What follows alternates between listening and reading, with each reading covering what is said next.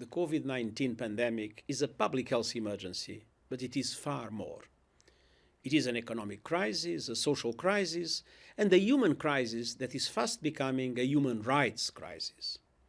In February, I launched a call to action to put human dignity and the promise of the Universal Declaration of Human Rights at the core of our work.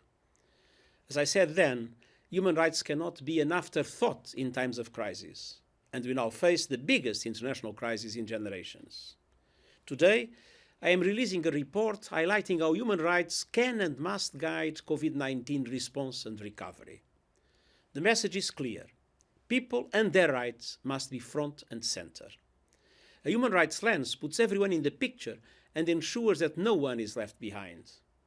Human rights responses can help beat the pandemic, putting a focus on the imperative of health care for everyone. But they also serve as an essential warning system, highlighting who is suffering most, why, and what can be done about it.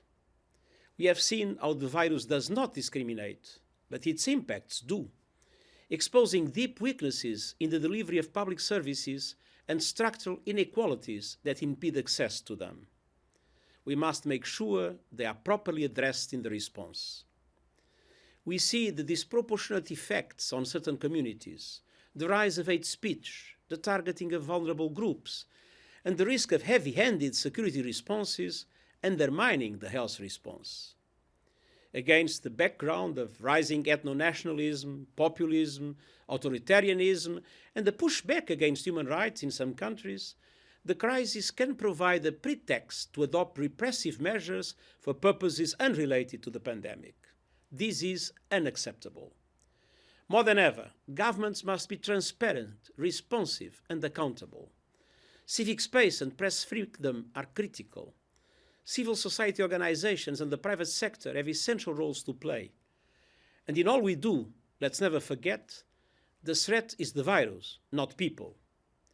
We must ensure that any emergency measures, including states of emergency, are legal, proportionate, necessary, and non-discriminatory, have a specific focus and duration, and take the least intrusive approach possible to protect public health.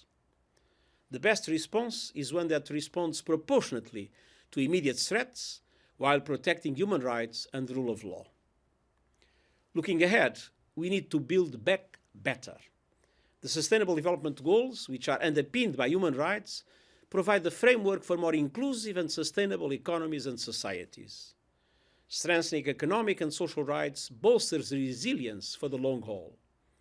The recovery must also respect the rights of future generations, enhancing climate action aiming at carbon neutrality by 2050 and protecting biodiversity.